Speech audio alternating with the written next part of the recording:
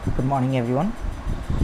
Last lecture में मैंने आपको कुछ क्वेश्चंस दिया था regarding this relationship between electric field and electric potential. आज हम नया टॉपिक स्टार्ट करेंगे। इधर दो ही टॉपिक आज हम देखेंगे, एक electrostatics of conductor and dielectric and polarisation. Right, तो इलेक्ट्रोस्टैटिक्स ऑफ कंडक्टर स्टार्ट करने से पहले मैं आपको एक छोटा सा टर्म बताना चाहता हूँ, free charges and bound charges. ये आपको ऑलरेडी मैंने पहले वाले चैप्टर में स्टार्टिंग में बताया था। राइट, अगर हम लोग चार्जेस के बारे में देखें, जो पॉजिटिव चार्ज और नेगेटिव चार्ज होते हैं, तो वही positive and negative charge on the basis of their availability inside a object, right, inside element, दो टाइप के होते हैं। एक आपके पास होता है फ्री चार्जेस और एक होता है आपके पास बाउंड चार्जेस। अब इन दोनों का मतलब क्या है, फ्री चार्ज और बाउंड चार्ज का मतलब क्या है? सबसे पहले फ्री चार्ज का मतलब देखेंगे।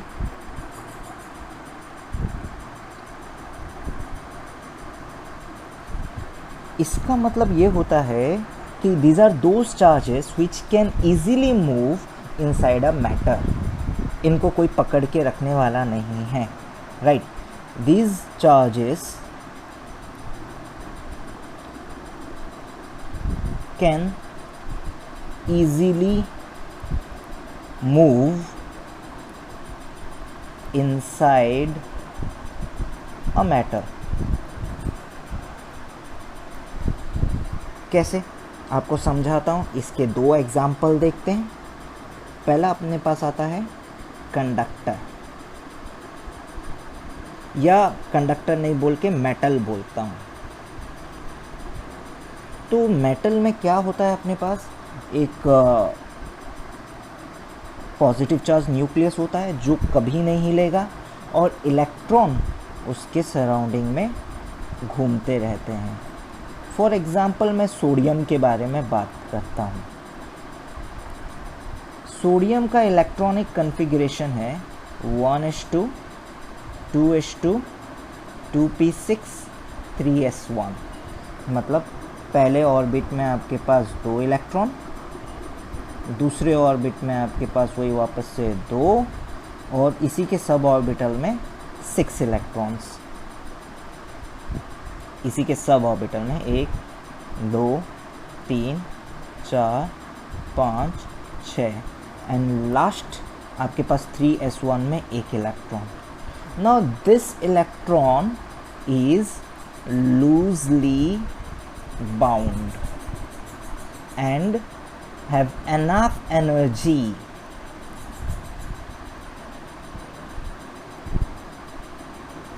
to leave atom।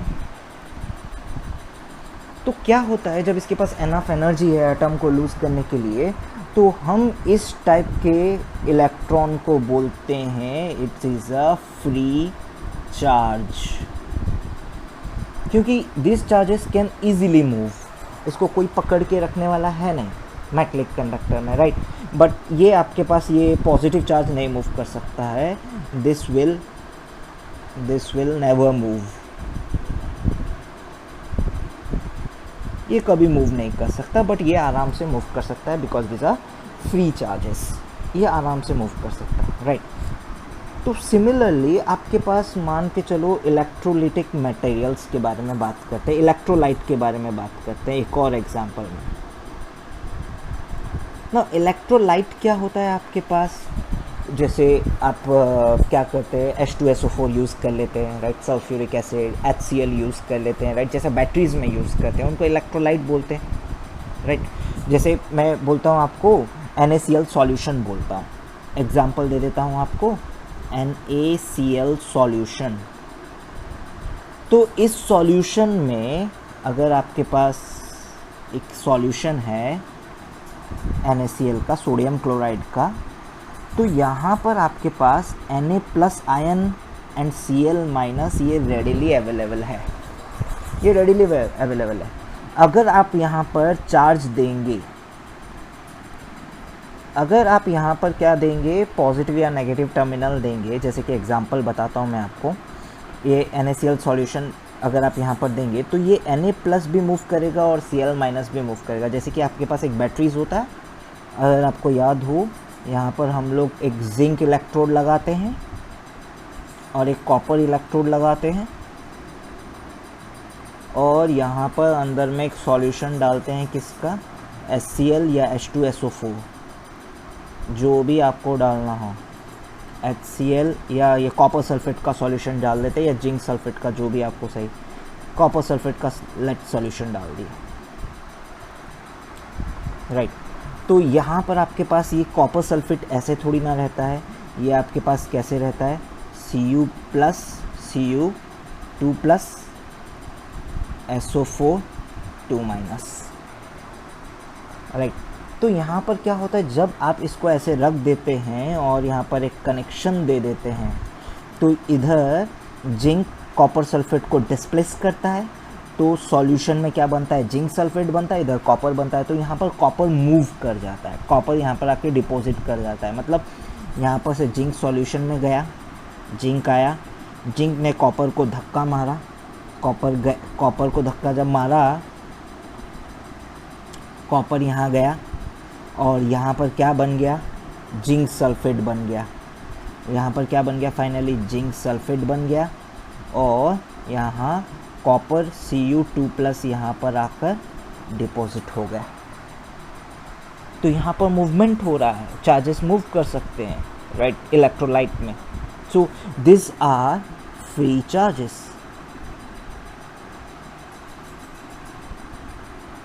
Now bound charges क्या होते हैं, जो इजीली मूव नहीं करते हैं। जैसे कि ये फ्री चार्ज हो गया, दूसरा वाला क्या है आपके पास, bound charge. These charges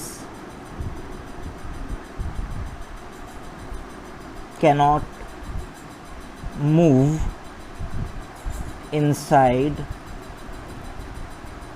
matter. इसका एग्जाम्पल आपको पता है, इंसुलेटर्स, जैसे प्योर वाटर, H2O। H2O का स्ट्रक्चर कुछ इस तरीके से है,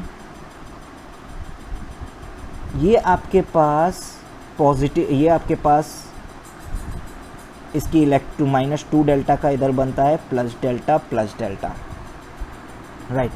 तो इलेक्ट्रॉन थोड़ा सा इधर शिफ्ट होके रहता है इसका टूवर्ड्स ऑक्सीजन, पर ये बॉन्ड ब्रेक नहीं हो सकता, याद रहे, डाइइलेक्ट्रिक्स है, ये इंसुलेटर से बॉन्ड कैन नॉट ब्रेक। तो दिस चार्जेस, दिस आर, ये जितने भी चार्जेस है, इसको हम लोग क्या बोलेंगे, बाउंड चार्ज बोलेंगे। चार्जेस तो बन रहे हैं पर ये मूव नहीं कर सकते, so these are bound charges. तो जब हम इलेक्ट्रोस्टैटिक्स ऑफ कंडक्टर के बारे में पढ़ेंगे तो हमारा टोटल मोरल होगा कि हम फ्री चार्जेस को ही ध्यान में रखें, बिकॉज ऑल कंडक्टर्स है फ्री चार्जेस, जितना बोलोगे उतना फ्री चार्जेस एक कंडक्टर में है, राइट, ओके। तो अब हम देखते हैं दिस इलेक्ट्रोस्टैटिक्स ऑफ कंडक्टर। तो सर्टन इम्पॉर्टेंट पॉइंट है कंडक्टर को लेकर, वो हम देखेंगे। पहला पॉइंट, इलेक्ट्रोस्टैटिक्स ऑफ कंडक्टर में, inside a conductor electric field is 0। आप कोई भी कंडक्टर लेकर आइए, कोई भी कैसा भी कंडक्टर लेकर आइए, इनसाइड ए कंडक्टर, आप कैसा भी कंडक्टर लेकर आइए, अगर आप चार्जेस देखेंगे, सारे चार्जेस कहाँ पर रिसाइड होते हैं, सरफेस पे रिसाइड होते हैं। ये बात मैंने आपको पहले पढ़ा दिया था, सारे चार्जेस कंडक्टर में सरफेस पे रिसाइड होते हैं। All charges reside on the surface of conductor as to minimize repulsion among them। तो जब सारे के सारे चार्ज सरफेस पे रिसाइड हो रहे हैं तो वो कुछ इस तरीके से अरेंज होते हैं ताकि अगर मैं यहाँ पर कोई एक गॉसियन सरफेस, आप बोलेंगे सर इधर इलेक्ट्रिक फील्ड बताइए, अरे जब मैं ये गॉसियन सरफेस 1 ले रहा हूँ तो electric flux through this closed Gaussian surface 1 equals Q internal upon epsilon not, but Q internal inside 1 equals 0, तो flux, total flux through 1 is 0। मतलब यहाँ पर कोई भी पॉइंट उठा लो, यहाँ पर कोई भी पॉइंट इंटीरियर में उठा लो, दिस पॉइंट A, यहाँ पर उठा लो, field at A equals 0, there will be no field at A, because सारे के सारे चार्जेस कहाँ पर रिसाइड कर रहे हैं, सरफेस पे रिसाइड कर रहे हैं, right. Now next property,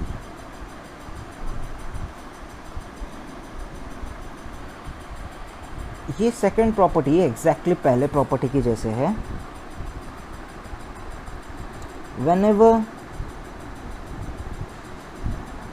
a conductor is kept in a external field, charges whenever conductor, अच्छा ये कंडक्टर कैसा भी हो सकता है, चार्ज्ड भी हो सकता है और अनचार्ज्ड भी हो सकता है, चाहे कैसा भी कंडक्टर हो। whenever a conductor is kept in electric field, charges on its surface rearrange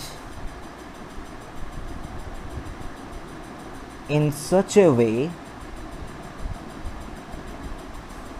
that electric field inside the conductor is always 0। देखो समझेंगे ये वाला बात को। आपके पास मान के चलो एक यूनिफॉर्म इलेक्ट्रिक फील्ड है, एक इजी वाला स्टोरी आपको बताता हूँ। एक यूनिफॉर्म इलेक्ट्रिक फील्ड है अपने पास, मान के चलो यूनिफॉर्म इलेक्ट्रिक फील्ड ड्रॉ किया हूँ।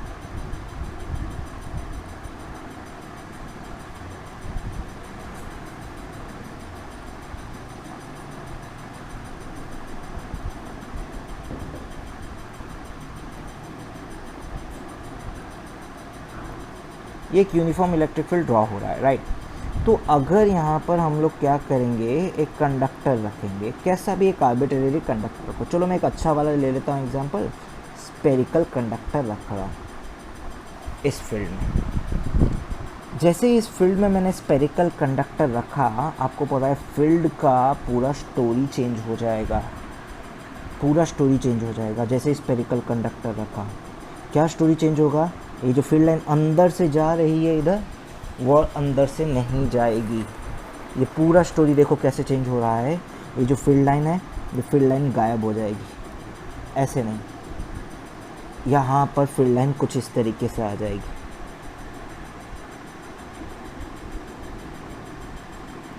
लाइक दिस, अंदर और कुछ नहीं, और कुछ नहीं होगी। यहाँ पर चार्जेस रीअरेंज हो जाएंगे। यहाँ पर आपके पास जैसे ही रखा, यहाँ पर नेगेटिव चार्ज आ गया इस साइड, यहाँ क्या आ गया, पॉजिटिव चार्ज आ गया। अगर आपने, दिस इज़ अनचार्ज्ड, इनिशियल ये अनचार्ज्ड कंडक्टर है, there is no excess charge, uncharged conductor.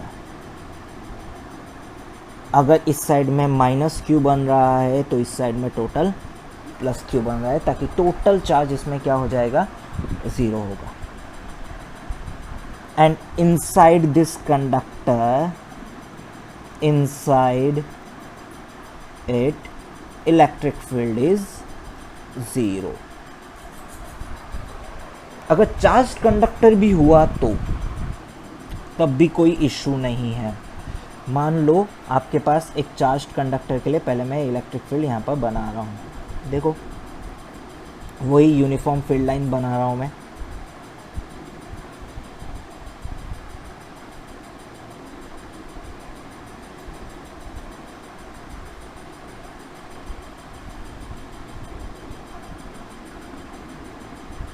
Uniform field line बनाया और यहाँ पर एक मैंने क्या किया है, चार्ज्ड स्पीयर रखा हुआ है। इसके पास इनिशियली कितना चार्ज था, प्लस q का चार्ज था इनिशियली, राइट। तो जैसे इधर रखा, स्ट्रक्चर देखो कैसे चेंज होगा। जैसे इसको इधर रखा, ये जो दो फील्ड लाइंस इधर से पास हो रही है ये गायब हो जाएगी। यहाँ पर फील्ड लाइंस कुछ इस तरीके से आएगी,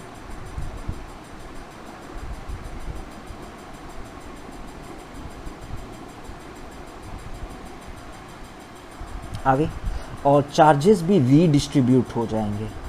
मतलब यहाँ पर आपके पास एक माइनस q का चार्ज आएगा और यहाँ पर आपके पास plus q plus capital Q। अब आप देखो एक्सेस चार्ज यहाँ पर वही प्लस q का है, चार्ज्ड कंडक्टर।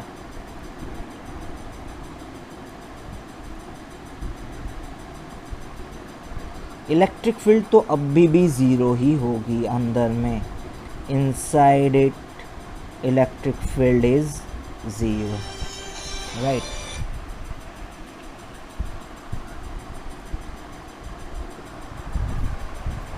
तो चाहे कंडक्टर आपके पास कैसा हो, चार्ज्ड कंडक्टर हो या अनचार्ज्ड कंडक्टर हो, अगर आप उसको क्या करेंगे, एक्सटर्नल फील्ड में रखेंगे, चार्जेस कुछ इस तरीके से अरेंज हो जाएंगे कि inside that conductor electric field will be 0। ये हमेशा बस याद रखना, right. Now next property. So third property is electric field is normal at every point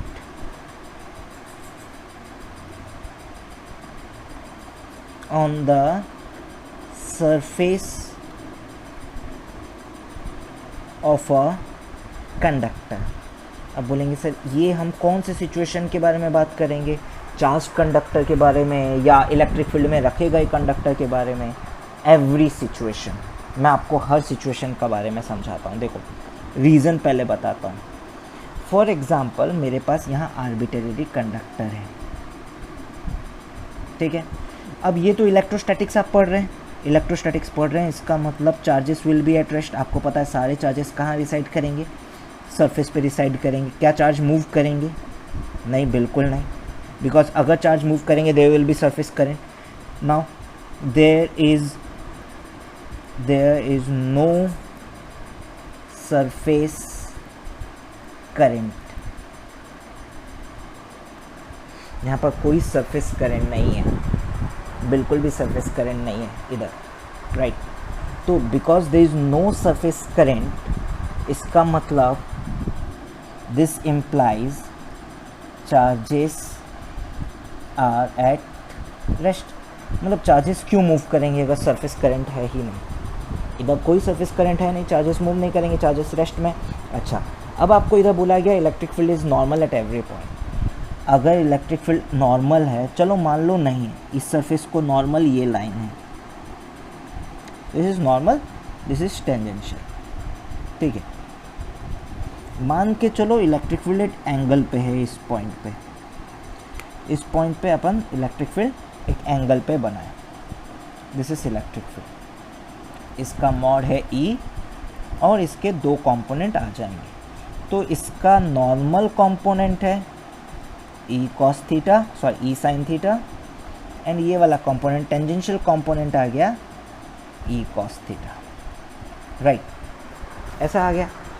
अब because of this tangential component, because of this tangential component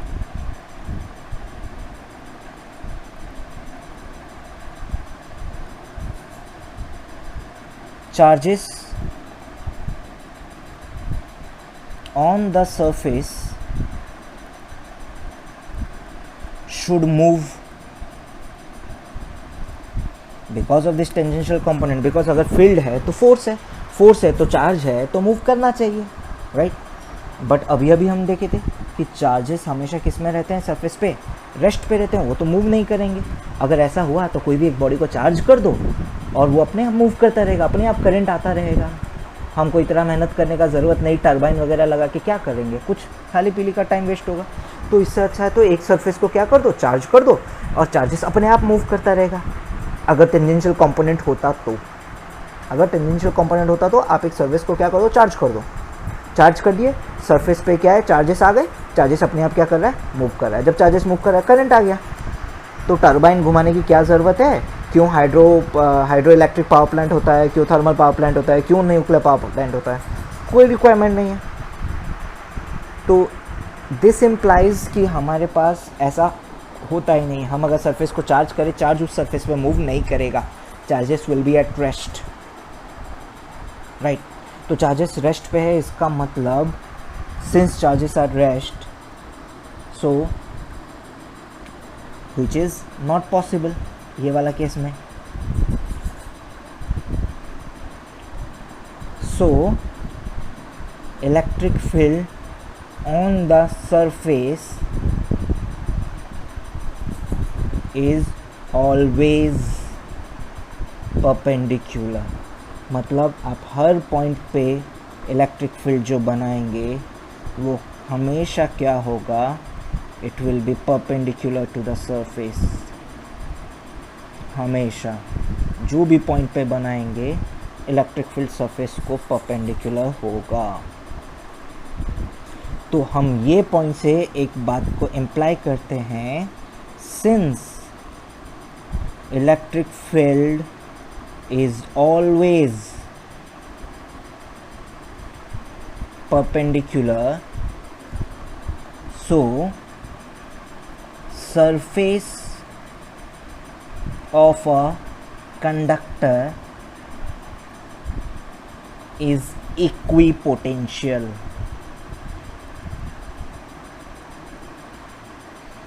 क्योंकि हर point का potential same होगा। कोई भी कैसा भी टाइप का कंडक्टर ले लो, चाहे आप कोई भी कंडक्टर ले लो, आप ऐसा टाइप का कंडक्टर ले लो, राइट। यहाँ पर इसको चार्जेस, यहाँ पर चार्जेस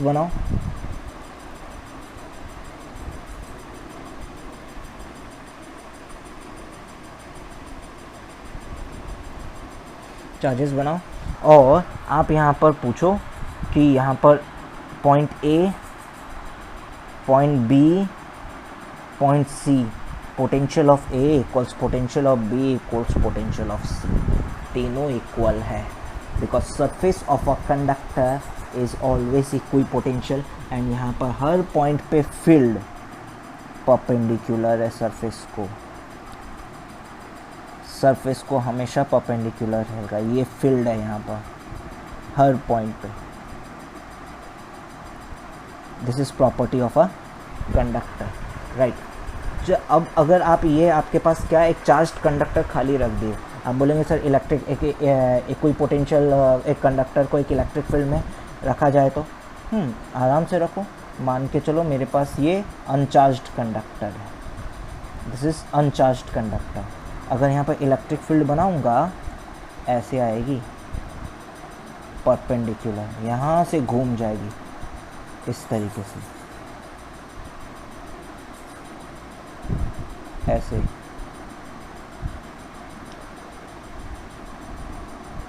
हमेशा परपेंडिकुलर।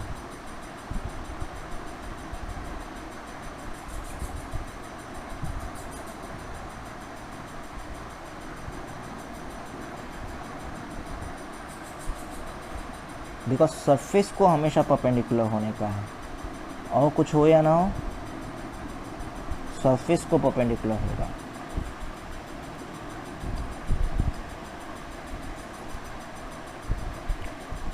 और जब यहाँ से निकल के जाएगी ऐसे,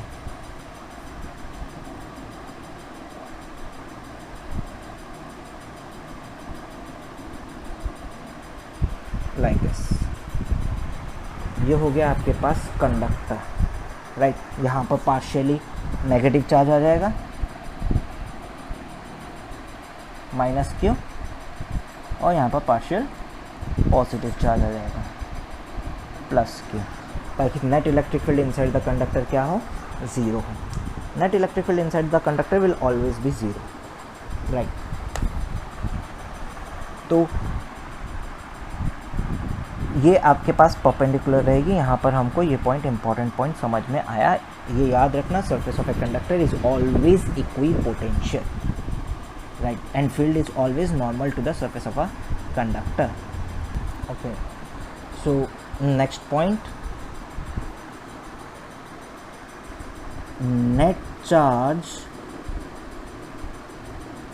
inside a conductor is always zero, and any excess charge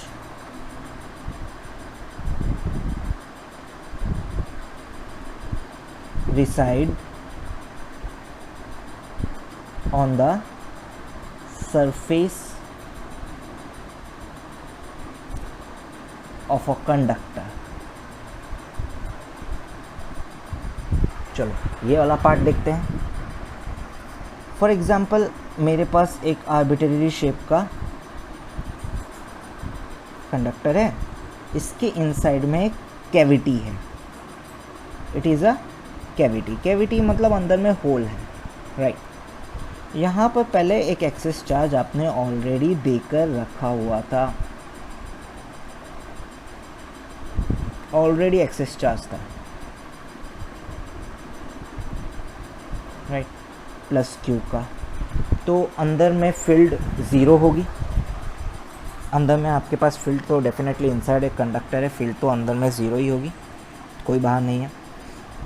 अब यहाँ पर आपने क्या किया, कैविटी में कहीं पर भी, यहाँ पर कहीं एक Q charge, small Q charge डाल दिया। जैसे ही प्लस क्यू चार्ज आपने इधर डाला, यहाँ पर कॉन्फ़िगरेशन चेंज हो जाएगा, यहाँ पर माइनस साइन आ जाएगा, माइनस चार्ज आ जाएगा।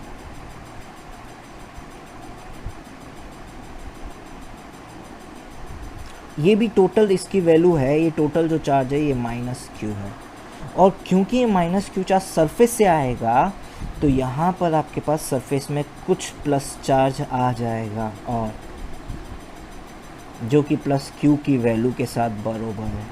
तो सरफेस में अब टोटल चार्ज आ गया क्यू प्लस क्यू। अब देखो कोई चार्ज है ही नहीं।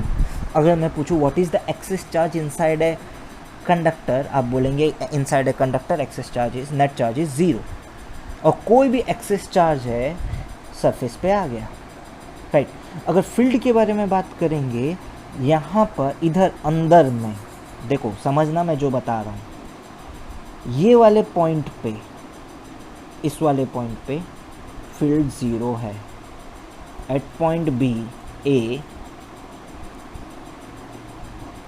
Electric field at A equals zero. कैसे? गॉसियन सरफेस बना दो,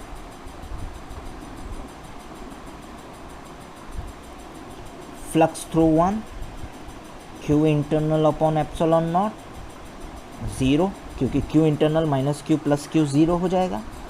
बट अगर आप बोलेंगे सर क्या यहाँ पर भी फील्ड ज़ीरो है, नहीं, यहाँ ज़ीरो नहीं है फील्ड। देखो यहाँ पर मैं गॉसियन सरफेस बना देता हूँ, देख लो, बनाया, यहाँ पर फ्लक्स ज़ीरो नहीं है, गॉसियन सरफेस 2 है ना, तो यहाँ फ्लक्स देखो, flux through 2 equals Q internal upon epsilon not, that is q by epsilon naught, right. Net field inside the cavity is not zero. Net field inside cavity is not equal to 0, but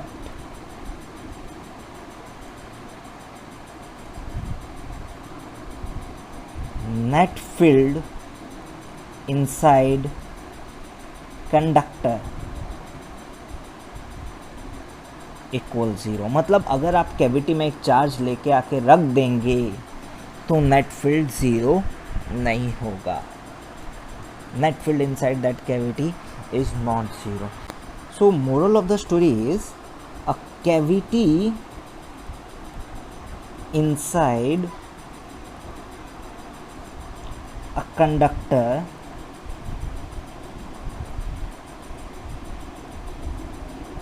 is protected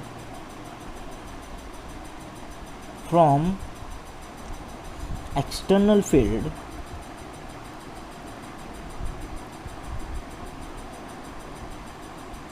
but when charges are placed inside a cavity,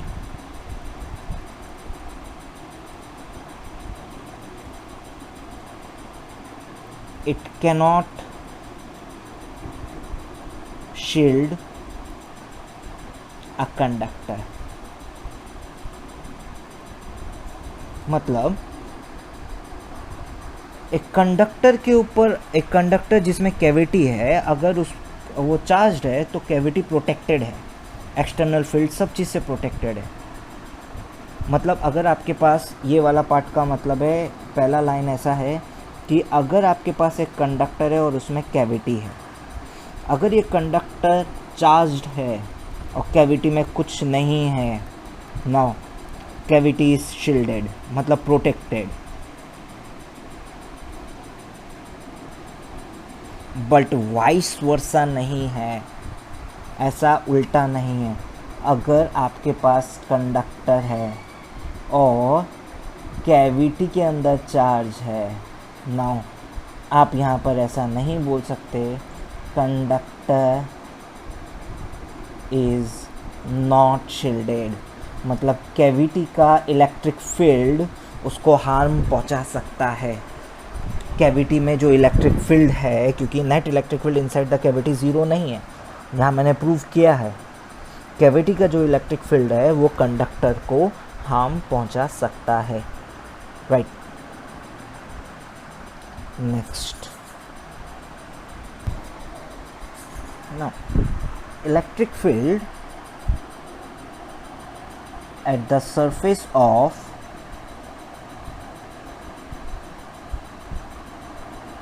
charged conductor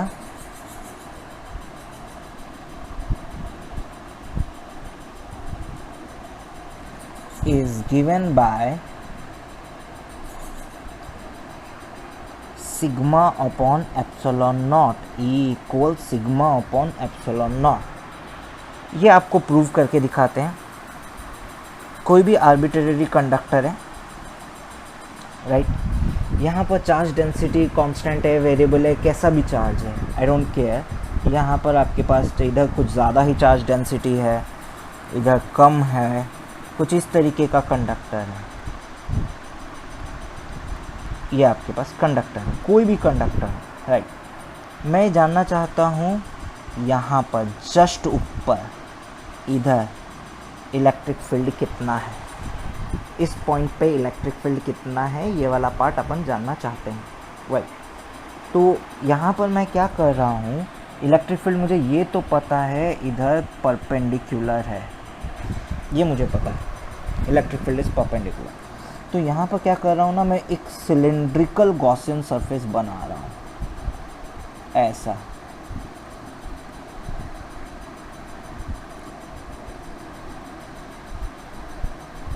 कुछ इस तरीके का Gaussian surface बना रहा हूँ, जो इसके अंदर भी है, एक बाहर है और एक अंदर है। तो यहाँ पर आपके पास, आपको पता है यहाँ पर फील्ड परपेंडिकुलरली बाहर है, इसका एरिया A है। नाउ इसके अंदर आपके पास चार्ज डेंसिटी, लेट इस जगह की चार्ज डेंसिटी सिग्मा है, लेट इस जगह की चार्ज डेंसिटी क्या है, सिग्मा है। अब आपको पता है कि what is the total flux through this cylinder. आपको ये बात पता है यहाँ पर इलेक्ट्रिक फील्ड 0 है, inside a conductor there is no electric field. यहाँ पर इलेक्ट्रिक फील्ड का कोई कंपोनेंट नहीं है because electric field is always perpendicular to the surface. तो सिर्फ एक ही एरिया से इलेक्ट्रिक फील्ड है, तो total flux through this Gaussian surface equals E into A. ये आपको समझ में आ गया होगा, E into A, because E vector dot A vector करेंगे, एरिया वेक्टर भी ऊपर है। आई होप ये बात समझ में आ रहा हो, बिकॉज मैं आपको समझा देता हूँ। यहाँ पर आपके पास इनसाइड अ कंडक्टर इस पॉइंट पे, पॉइंट बी पे इलेक्ट्रिक फील्ड आपके पास 0 होगी, एंड यहाँ पर जस्ट ए पॉइंट पे जस्ट उसके ऊपर इलेक्ट्रिक फील्ड की कुछ वैल्यू होगी, राइट। और जो भी वैल्यू होगी ये सरफेस को परपेंडिकुलर होगी, ये हम प्रूव कर चुके हैं। तो हम लोगों ने वैसा ही गॉसियन सरफेस बनाया जिसमें नीचे में तो इलेक्ट्रिक फील्ड, अंदर में इलेक्ट्रिक फील्ड 0, लेफ्ट साइड में या राइट साइड में इसके अक्रॉस 0, बस खाली एक ऊपर आएगा परपेंडिकुलर। तो E vector dot A vector करोगे। बहुत ही छोटा सा गॉसियन सरफेस लिया है, तुमको बहुत ज़्यादा बड़ा दिखा रहा है, तो आपके पास गॉस लॉ अप्लाई कर देंगे इधर। गॉस लॉ बोलता है total flux equals Q internal upon epsilon not. मतलब ये चार्ज इधर कितना है, अगर चार्ज डेंसिटी सिग्मा है तो चार्ज इधर कितना है, sigma into A, that is sigma A upon epsilon not. और वैल्यू प्लेस कर दो E A equals sigma A upon epsilon not, तो आपको समझ में आ गया electric field at the surface is given by sigma upon epsilon not. मतलब आपके पास जहाँ जहाँ चार्ज डेंसिटी, अगर आप बोलेंगे सर यहाँ पर पॉइंट ए, ये वाला पॉइंट x पे charge density sigma x equal sigma 1 है, तो यहाँ पर जो इलेक्ट्रिक फील्ड है इसकी वैल्यू है सिग्मा 1 अपॉन एप्सिलॉन नॉट। बोलेंगे यहाँ पर आपके पास field density y sigma y equal sigma 2 है, तो यहाँ इलेक्ट्रिक फील्ड इधर इस डायरेक्शन में है, EY equal sigma 2 upon epsilon not. तो जहाँ जहाँ पर जैसे जैसा चार्ज डेंसिटी है, जैसे यहाँ पर आप बोलेंगे Z, तो यहाँ पर let sigma Z equal sigma 3, तो यहाँ पर इलेक्ट्रिक फील्ड EZ की वैल्यू क्या है, सिग्मा 3 अपॉन एप्सिलॉन नॉट। और अगर टोटल चार्ज डेंसिटी आपके पास कांस्टेंट है तो आपके पास फार्मूला हो जाएगा सिग्मा अपॉन एप्सिलॉन नॉट। जैसे कि मैं आपको इसका बेस्ट एग्जांपल जो आपको आता है एग्जांपल बताता हूँ। लेट आपके पास एक स्फीयर है जिसका यूनिफॉर्म चार्ज डेंसिटी है, radius r। Sphere having uniform charge density sigma,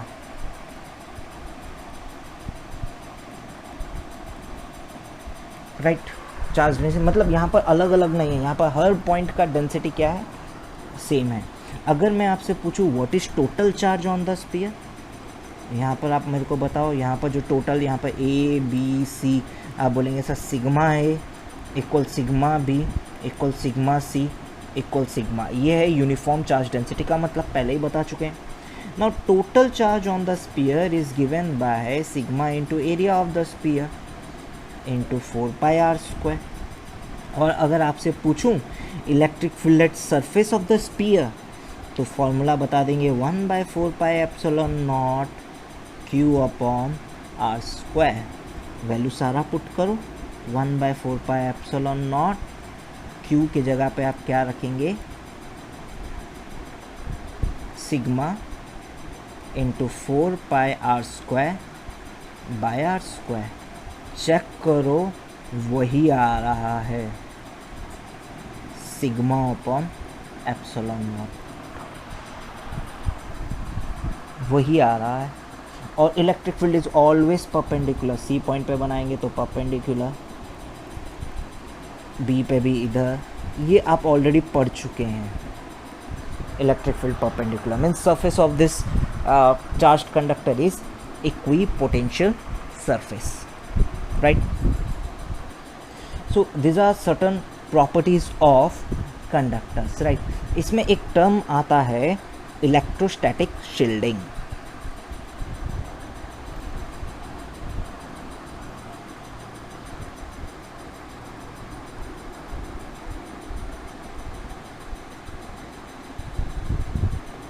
Now what is this electrostatic shielding? अब ये already one of the property उसका एप्लीकेशन है. ये क्या होता है? The phenomena of making a region free from electric field is called electrostatic shielding.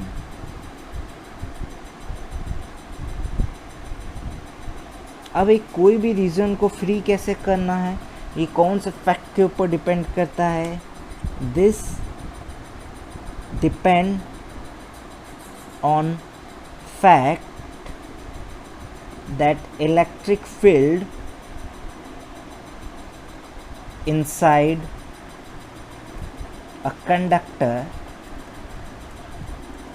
vanishes.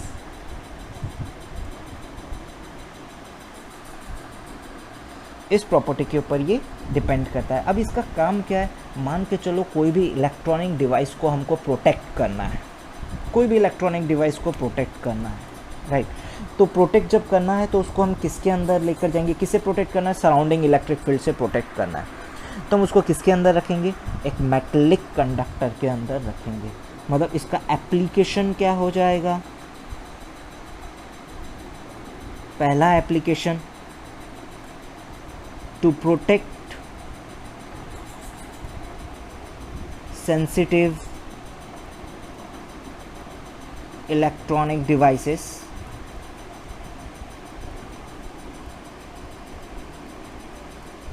from external field, they are kept inside metal box.